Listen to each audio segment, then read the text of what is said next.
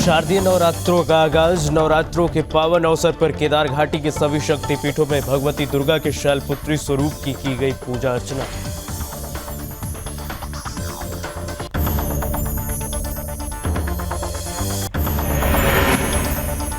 मद्महेश्वर धाम में धार्मिक अनुष्ठान का आयोजन। 9 दिवसीय धार्मिक अनुष्ठान का हुआ आयोजन। श्रीमद् देवी भागवत कथा का किया गया शुभारंभ।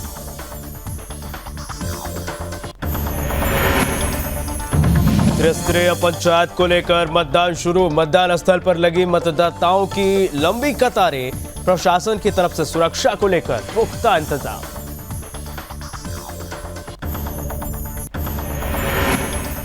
अंकिता हत्याकांड में धामी सरकार का एक्शन। अंकिता हत्याकांड, सीएम धामी ने दी प्रतिक्रिया।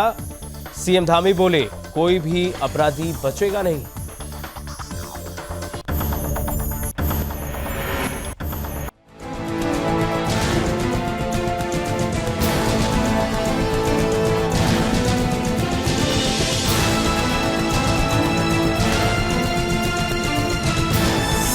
आप देख रहे हैं सुदर्शन न्यूज। नमस्कार, आप देख रहे हैं सुदर्शन न्यूज और मैं हूं आपके साथ कीर्तिमान सिंह। शारदीय नवरात्रों के पावन अवसर पर केदार घाटी के सभी शक्तिपीठों में भगवती दुर्गा के शैलपुत्री स्वरूप की पूजा अर्चना हर्षोल्लास से किया जा रहा है।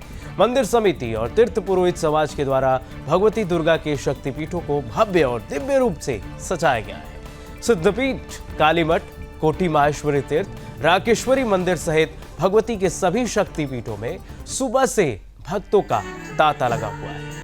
सभी शक्तिपीठों में ब्रह्मबेला से ही धार्मिक अनुष्ठानों के साथ कीर्तन भजनों का आयोजन किया जा रहा है।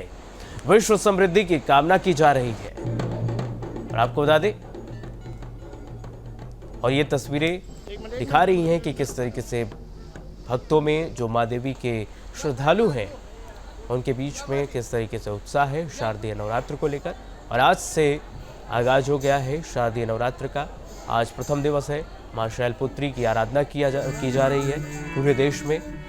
मां शैलपुत्री हिमालय की गोद से उत्पन्न हुई देवी उनको माना जाता है और उनका स्वरूप है। और आज उन्हीं की आराधना पूरे देश भर में सनातनियों द्वारा किया जा रहा है। और ये तस्वीरें हम आपको दिखा रहे हैं उत्तराखंड से। एक मिनट वीडियो मारा।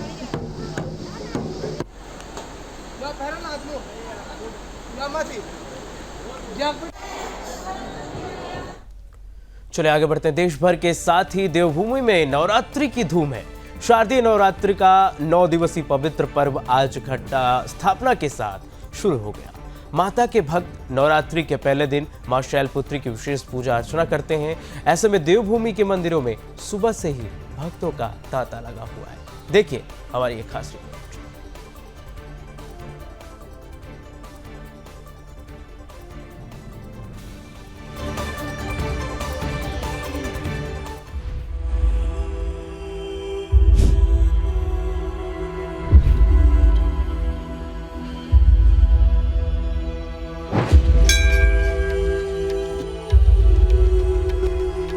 देवभूमि में शारदीय नवरात्रि को लेकर मंदिरों में भक्तों का तांता लगा हुआ है। इसी कड़ी में हरिद्वार में माता मनसा देवी मंदिर में सुबह से ही भक्तों की भारी भीड़ देखने को मिली। आपको बता दें कि श्रद्धालुओं ने मनसा देवी मंदिर में नवरात्रि उत्सव के पहले दिन पूजा अर्चना की। सुबह से ही भक्तों की लंबी कतारें देखने को मिली। लोगों ने धूमधाम से मां दुर्गा की पूजा अर्चना की और साथ ही श्रद्धालुओं ने मां दुर्गा से प्रदेश की खुशहाली की कामना की। 9 दिनों के त्योहार के पहले दिन शैलपुत्री की आराधना करने के लिए हर जिले में श्रद्धालु मंदिरों में उमड़ रहे हैं। साथ ही बड़े ही उत्साह के साथ भक्त मंदिर में पूजा अर्चना कर रहे हैं।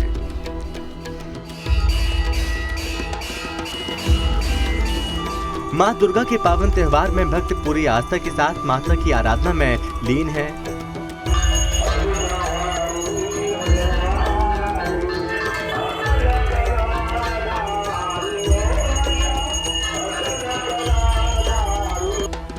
मंदिरों में अब 9 दिनों तक सुबह शाम कीर्तन किए जाएंगे और नवरात्रि के पहले दिन की आस्था देवभूमि में सुबह से शुरू हो गई। आबू दादी के कोटद्वार के तमाम दुर्गा मंदिरों में श्रद्धालु माता के दर्शन करने पहुंचते दिखे।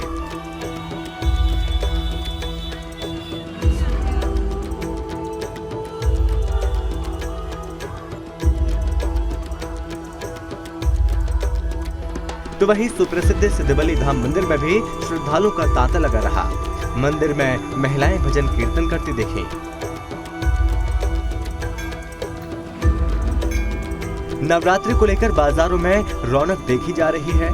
नवरात्र की तैयारियों को लेकर मुख्य बाजार सजे हैं। बाजारों में श्रद्धालु माता की चुनरी और 16 श्रृंगार सामग्री की जमकर खरीदारी कर रहे हैं।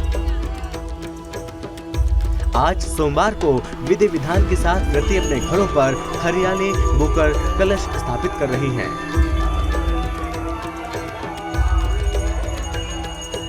शक्ति आराधना का पर्व शारदीय नवरात्र पर देवी दुर्गा की पूजा और साधना की जाती है। इसके अलावा देवी के 9 अलग अलग रूपों की पूजा होती है। हिंदू धर्म में देवी दुर्गा जो माता पार्वती का ही स्वरूप है, उन्हें महाशक्ति के रूप में पूजा जाता है।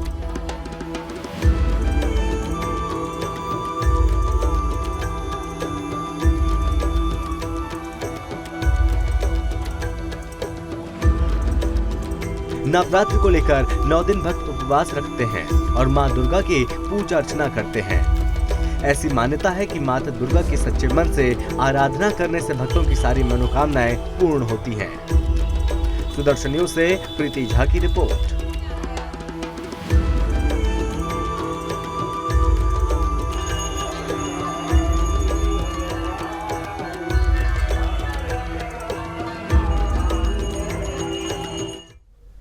तो देश भर में नवरात्रि की धूम है और आप सभी को सुदर्शन न्यूज की तरफ से हार्दिक शुभकामनाएं नवरात्रि की। आगे बढ़ते हैं। पंच केदारों में द्वितीय केदार के नाम से विश्व विख्यात मद महेश्वर धाम में 9 दिवसीय शिव महापुराण और श्रीमद देवी भागवत कथा का शुभारंभ वेद ऋचाओं के साथ हो गया है। मद महेश्वर धाम में 3 दिवसीय कथाओं के आयोजन से मद महेश्वर धाम का वातावरण भक्तिमय बना हुआ है। मद महेश्वर धाम में भगवान शंकर के मद महेश्वर धाम की पूजा की जाती है, आपको बता दें। साथ ही भगवान मद महेश्वर को न्याय का देवता भी माना जाता है। मद महेश्वर धाम पहुंचने के लिए रासी गांव से 16 किलोमीटर दूर पैदल तय करना पड़ता है और मद महेश्वर धाम के कपाट प्रतिवर्ष नवंबर माह के तीसरे सप्ताह में पंचांग गणना के अनुसार शीतकाल के लिए बंद किए जाते हैं। शीतकाल के 6 माह भगवान मद महेश्वर की पूजा ऊखी मठ में होती है।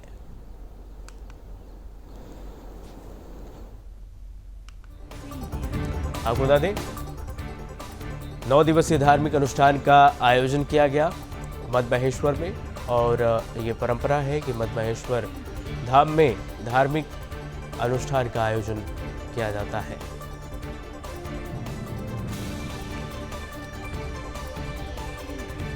चलिए आगे बढ़ते हैं। करीब 18 माह बाद त्रिस्तरीय पंचायतों का गठन करने के लिए आज हरिद्वार में मतदान हो रहा है। बता दें कि त्रिस्तरीय पंचायत चुनाव को लेकर मतदाताओं में सुबह से ही काफी उत्साह देखा जा रहा है। मतदाताओं की सुबह से ही मतदान स्थल पर लंबी कतारें लगी हैं। बता दें कि पंचायत चुनाव में जिले के 43,000 आपको बता दें 4,305 पदों के लिए 8,751 प्रत्याशियों का भाग्य आज मत पेटियों में बंद हो जाएगा। वहीं 28 सितंबर को मतगणना कर चुनाव परिणाम घोषित कर दिए जाएंगे। पंचायतों के जनप्रतिनिधियों का ऐलान कर दिया जाएगा। पंचायत चुनाव को लेकर पुलिस प्रशासन की तरफ से कड़े इंतजाम किए गए हैं। बता दें पंचायत चुनाव को लेकर पहले से ही पुलिस प्रशासन की तरफ से बैठक कर मतदान को लेकर पूरी तैयारियां की गई हैं ताकि पंचायत चुनाव सही और निष्पक्ष तरीके से समाप्त हो। वहीं मुख्य विकास अधिकारी साथ ही उप जिला निर्वाचन अधिकारी श्री प्रतीक जैन द्वारा बताया गया कि त्रिस्तरीय पंचायत सामान्य निर्वाचन 2022 के अंतर्गत जनपद के सभी विकास खंडों में मतदान प्रारंभ हो चुका है और मतदान प्रक्रिया शांतिपूर्वक चल रही है। सुबह 10 बजे से ही मतदान शुरू हो गई थी और बता दें कि बहादुराबाद 30.45% यहाँ पर मतदान फीसदी रही और भगवानपुर में 35.55% यहाँ पर मतदान फीसदी रही। रुड़की में 30.11% यहाँ पर मतदान हुए हैं। लगातार हम देख रहे हैं किस तरीके से मतदाताओं में उत्साह दिख रहा है और जो वयस्क हों या वृद्ध सभी लोग मतदान करने के लिए आ रहे हैं और सुरक्षा को लेकर पुख्ता इंतजाम भी किया गया है।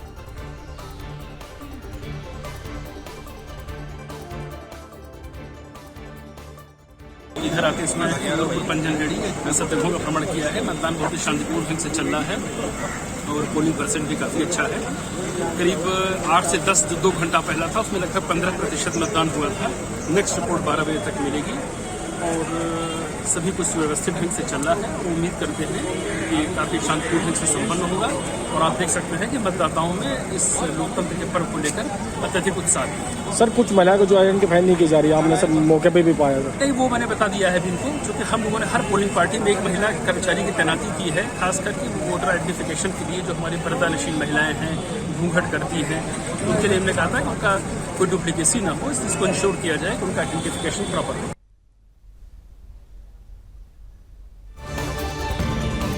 चले आगे बढ़ते हैं। देवभूमि को शर्मसार करने वाली अंकिता भंडारी हत्याकांड को लेकर पूरे उत्तराखंड में आक्रोश बना हुआ है। यमकेश्वर विधानसभा के कौड़िया गांव में स्थित रिसोर्ट में कार्यरत रिसेप्शनिस्ट अंकिता की हत्या मामले में लोगों के दिल को दहला कर रख दिया है। बता दें कि अंकिता बेहद गरीब परिवार से ताल्लुक रखती थी। पिता ने मजदूरी का काम छोड़ दिया था, मां आंगनबाड़ी में काम करती हैं। घर की आर्थिक स्थिति सुधारने के लिए अंकिता ने रिजॉर्ट में नौकरी करना शुरू किया था, लेकिन ये किसी को रास नहीं आया और 18 सितंबर को अंकिता रहस्यमय ढंग से लापता हो गई, जिसकी हत्या जघन्य तरीके से कर दी गई। वहीं अंकिता की हत्या को लेकर उत्तराखंड के सीएम पुष्कर सिंह धामी ने एक्शन लेते हुए कड़ी प्रतिक्रिया दी है। अंकिता हत्याकांड मामले में सीएम धामी ने कहा है कि कोई भी अपराधी बचेगा नहीं। मुख्यमंत्री ने कहा कि मामला विकास का हो या अवैध निर्माण का, उत्तराखंड में ऐसा समय आ गया जहां निर्णय होंगे वे भी धड़ाधड़ होंगे, उस पर किसी तरह की रुकावट नहीं आएगी। मुख्यमंत्री पुष्कर सिंह धामी ने कहा कि अंकिता के साथ जघन्य अपराध हुआ है, कोई भी अपराधी जांच से नहीं बचेगा और न ही किसी कीमत पर छूटेगा। दोषियों को सख्त और जल्द से जल्द सजा दिलाने के लिए सरकार संकल्पबद्ध है। इसके लिए मामले को फास्ट ट्रैक कोर्ट में ले जाया जाएगा। उत्तराखंड में इस तरह की घटनाओं को कतई बर्दाश्त नहीं किया जाएगा। वहीं पुलिस महानिदेशक अशोक कुमार ने कहा कि अंकिता के हत्यारों को हम फांसी दिलाएंगे।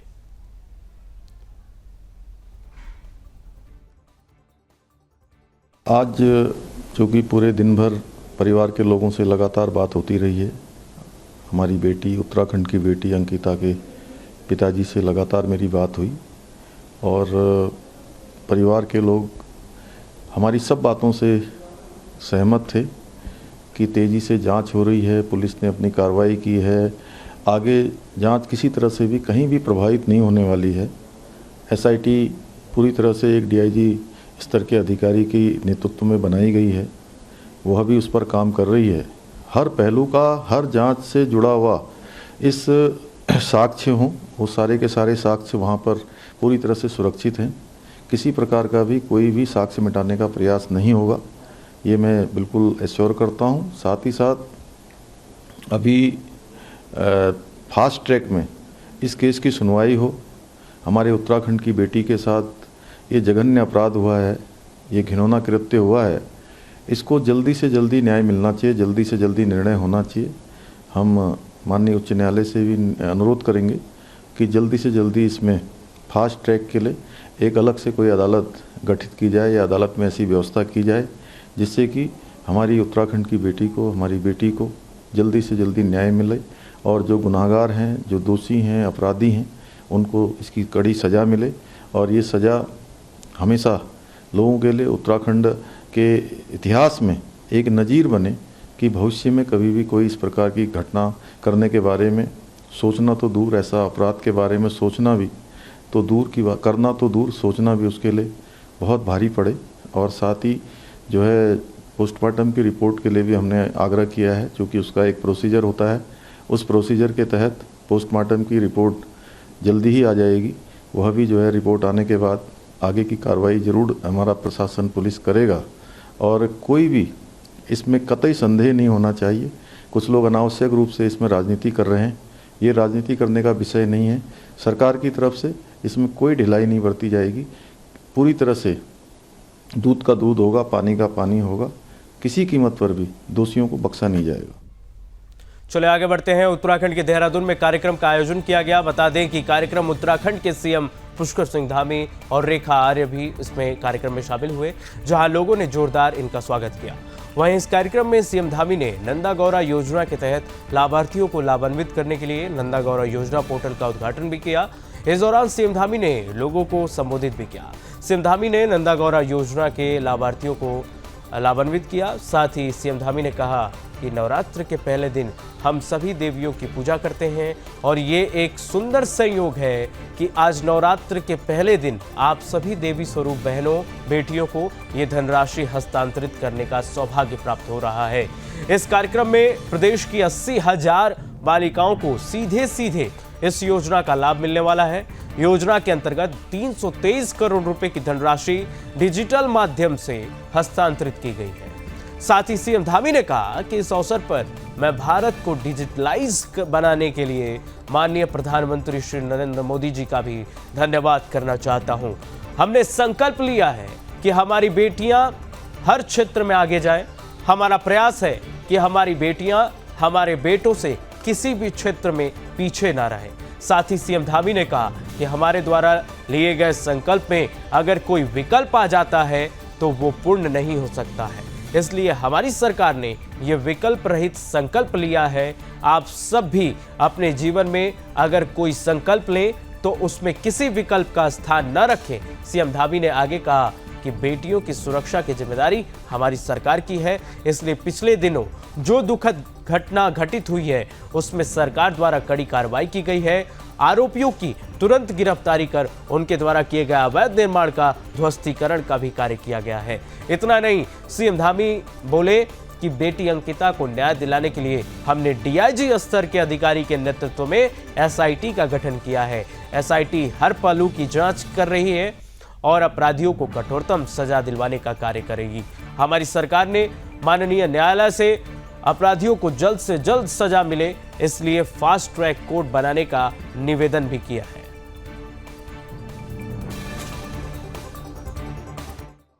मिशन होता है, इसी प्रकार से संकल्प है। संकल्प में भी कोई विकल्प नहीं लाना है। आपने अगर ये तय कर लिया जीवन में कि मुझे ये बनना है, मुझे ये करके दिखाना है, मैं करके दिखाऊंगी, ये मेरा पक्का संकल्प है, तो कोई भी ताकत आपको रोक नहीं सकती है। कोई भी ताकत आपको मंजिल में जाने से हटा नहीं सकती है। कोई पीछे नहीं कर सकता है, क्योंकि कहते हैं हर मनुष्य के अंदर उसकी आत्मा में भगवान का वास होता है। कहते हैं ए मनुष्य निज को तू जान, ए मनुष्य निज को तू जान, अपनी शक्ति को पहचान। ए मनुष्य निज को तू जान, अपनी शक्ति को पहचान। ए मनुष्य तू बड़ा महान, ए मनुष्य तू बड़ा महान। हम सब लोगों को अपनी शक्ति को पहचानने की आवश्यकता है। अगर हम अपनी शक्ति को पहचान लेंगे, अपने आप को पहचान लेंगे। जितने अवैध निर्माण उन्होंने किए हुए थे, उन अवैध निर्माण पर भी जो है ध्वस्तीकरण किया है, और कोई छूटने ना पाए कि ये घटना हुई है, इतने से खत्म नहीं हो जाएगा। घटना की तह तक जाना है कि आखिर इसमें कौन कौन लोग शामिल थे। उसके लिए हमने एक डीआईजी स्तर की अधिकारी है पी रेणुका देवी, उन्हीं के नेतृत्व में एसआईटी का गठन भी किया है, और वो एसआईटी जांच करेगी और हर पहलू की जांच करेगी। किसकी किसकी संलिप्तता है, किस किसने इस अपराध में कौन कौन जो है भागी है, सबको दंड और सबको सजा मिलेगी, ये हमने तय किया है। इसके साथ साथ जो हमारे माननीय न्यायालयों में मामले चलते हैं, वो कई महीनों, सालों और सालों सालों तक चलते रहते हैं। हमने निवेदन किया है माननीय न्यायालय से कि हमारी बेटी के साथ बहुत बड़ा दुर्व्यवहार हुआ है, बहुत ऐसा जघन्य अपराध हुआ है, इसलिए इसका फैसला भी जल्दी से जल्दी होना चाहिए, बहुत जल्दी फैसला होना चाहिए, और फास्ट ट्रैक कोर्ट बनाने का भी हमने अनुरोध किया है, जिससे कि उत्तराखंड की बेटी को, हमारी बेटी को न्याय मिल पाए। यहाँ बैठी बालिकाओं से एक बात और कहना चाहूंगी बच्चों, नंदा और गौरा अपने आप में बहुत बड़ा नाम है। नंदा हिमालय पुत्री है और नंदा हमारी कुल देवता भी है। नंदा की हम सब पूजा करते हैं। माँ दुर्गा का ही वह स्वरूप है, माँ पार्वती का वह स्वरूप है। यह नाम अपने आप में बहुत ताकतवर है। जब बच्ची पैदा होती है हम 11,000 नंदा के रूप में देते हैं, तो ये उसको समझना होगा कि हम जिस भाव के साथ में यह धनराशि देते हैं, यह कोशिश होती है कि माँ बाप के माथे पे किसी प्रकार का शिकन न आने पाए और हर नंदा का स्वागत जो है वो लक्ष्मी के साथ में सरकार करने का काम करती है। तो ये अपने आप में बहुत बड़ी माँ बाप के ऊपर भी कि ये कोशिश है सरकार की ये बताने की कि हम आपके साथ में इस नंदा के स्वागत में खड़े। दूसरा, ये कोशिश है कि हमारी वो नंदा आगे चल के पढ़े लिख के गौरा बने और पढ़ लिख के जिस प्रकार से गौरा देवी के बारे में यदि आप जानते हो, गौरा देवी अपने आप में मैं कह सकती हूँ बहुत ही कम उम्र में एक ऐसी महिला जहां महिलाएं अपने बारे में ही निर्णय नहीं कर सकती थी। वो जमाना था जहां महिलाएं अपने बारे में निर्णय नहीं कर सकती थी, समाज के परिवेश में पलती बढ़ती और आगे बढ़ती थी। उस महिला ने अपने बारे में जितना नहीं सोचा होगा, उसने पर्यावरण के संरक्षण के बारे में। चले आगे बढ़ते हैं। पिथौरागढ़ जिले में बरसात के बाद हालात खराब हो गया है। आपको बता दें, खासकर धारचूला और मनुस्यारी तहसीलों में तो स्थिति भयावह होने लगी है। बता दें कि धारचूला तहसील के खुमती गांव को जोड़ने वाली सड़क पिछले दिनों हुई भारी बारिश के बाद बंद पड़ी है, जिसके चलते एक ग्रामीणों को खासी परेशानियों का सामना करना पड़ रहा है। खमती गांव में लगभग 1200 की आबादी निवास करती है, जो सड़क बंद होने से परेशान है। ऐसे में जब गांव की एक बुजुर्ग महिला बीमार हो गई तो लोगों को उसे अस्पताल तक ले जाने के लिए कड़ी मशक्कत करनी पड़ी। दरअसल गांव की 78 वर्षीय जसमती देवी की तबीयत जब बिगड़ गई तो परिजन उसे पीठ पर लादकर पैदल ही अस्पताल तक ले जाने लगे। सड़क मार्ग के साथ ही इलाके के तमाम पैदल मार्ग भी बुरी तरह से ध्वस्त हो गए थे, जिसके चलते इन लोगों को जान जोखिम में डालकर बीमार महिला के साथ खराब रास्तों और नदी नालों को पार करने को मजबूर होना पड़ा। इस दौरान ग्रामीणों ने लगभग 5 किलोमीटर का सफर पैदल तय किया। बीमार महिला को धारचूला के अस्पताल पहुंचाया, जिसके बाद उसे इलाज मिल पाया। बता दें कि पिछले दिनों बारिश के बाद खुमती को धारचूला से जोड़ने वाले सभी रास्ते ध्वस्त हो गए थे। खुमती के ग्राम प्रधान गोपाल सिंह ने बताया कि वो कई बार प्रशासन से व्यवस्थाएं दुरुस्त करवाने की मांग कर चुके हैं, लेकिन अब तक इस बारे में कोई कार्रवाई नहीं हुई है। उन्होंने प्रशासन से रास्ते को जोड़ने वाली नदी नालों पर वैकल्पिक पुल और खराब पड़े रास्तों को सही कराने की भी मांग की।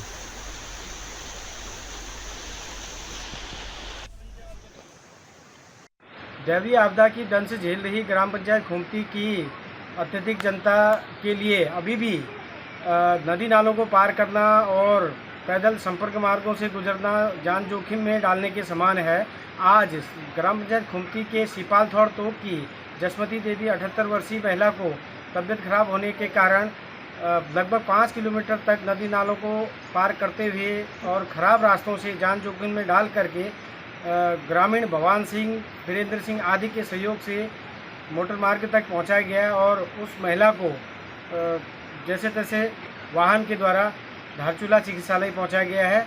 मेरा शासन प्रशासन से विनम्र निवेदन है, कई बार इसके लिए व्यवस्था सुचारू करने की मांग की गई है, परंतु इस प्रकार की व्यवस्थाओं को शीघ्र सुचारू किया जाए। जनता के हित में शीघ्र नदी नालों को पार करने के लिए वैकल्पिक पुल और खराब रास्तों को सीधे ठीक करवाने की मांग की जाती है। चलिए आगे बढ़ते हैं। मुख्यमंत्री धामी ने प्रदेश के कानून व्यवस्था की समीक्षा की है। बता दें कि मुख्य सचिव और पुलिस महानिदेशक सहित अन्य उच्च अधिकारी इस मीटिंग में मौजूद रहे। वहीं वीडियो कॉन्फ्रेंसिंग के माध्यम से सभी आयुक्त और जिला अधिकारी भी इस में जुड़े हुए थे। मुख्यमंत्री ने जिला अधिकारियों से संवाद कर स्थिति का जायजा लिया है। प्रदेश में कानून व्यवस्था सुनिश्चित करने के साथ ही प्रदेश में माहौल खराब करने वाले तत्वों पर भी कड़ी नजर रखी जाएगी। मुख्यमंत्री धामी ने प्रदेश में कानून और व्यवस्था से संबंधित घटनाओं को गंभीरता से लेने के निर्देश दिए हैं। जिलाधिकारियों को यह निर्देश दिया गया है कि मुख्यमंत्री ने प्रदेश में वन क्षेत्र या अन्य क्षेत्रों में होटल, रिसोर्ट या धार्मिक कार्यों के लिए हो रहे अतिक्रमण का उन्हें चिन्हित कर उस पर सख्ती के साथ जो जिलाधिकारी हैं वो त्वरित कार्रवाई के निर्देश भी दें।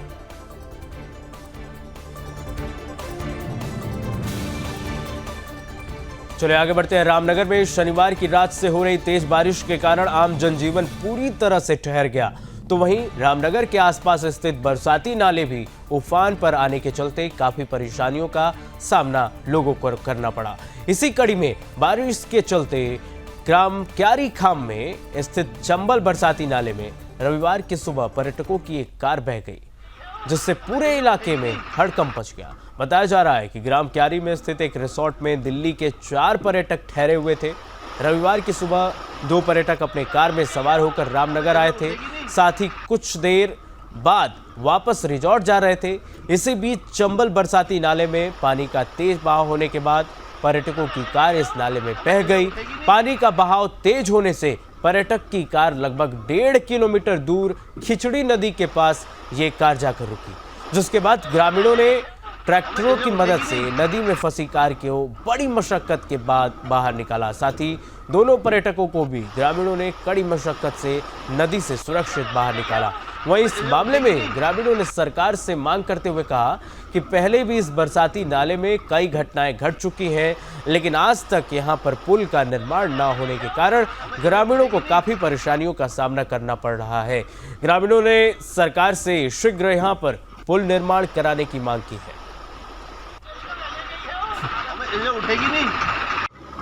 आज एक क्यारी खाम के चंबल नाले में एक कार बही है, जो कई बार शासन प्रशासन और ग्रामीणों के द्वारा अवगत भी कराया गया कि पानी के बहाव को देखकर गाड़ी डालें, लेकिन फिर भी लोग जानबूझ के अपने मौत को गले लगाते हैं। लेकिन शुक्र की बात है कि ग्रामीणों ने उसको सुरक्षित निकाल दिया और कार भी निकालने के लिए ट्रैक्टरों से निकाल रहे हैं। और पिछले बार भी यहाँ पर एक हादसा हुआ था, लेकिन अभी प्रशासन कोई सुध नहीं ले रहा है। जबकि यहाँ पे मैं कहूँ तो क्यारी खाम को जो जोड़ने वाली बात है, यहाँ पे एक पुल की बहुत सख्त ज़रूरत है, तो प्रशासन को इसमें सोचना चाहिए। चलिए फिलहाल के लिए बस इतना ही। खबरें लगातार जारी है, आप कहीं मत जाइए, देखते रहिए सुदर्शन न्यूज।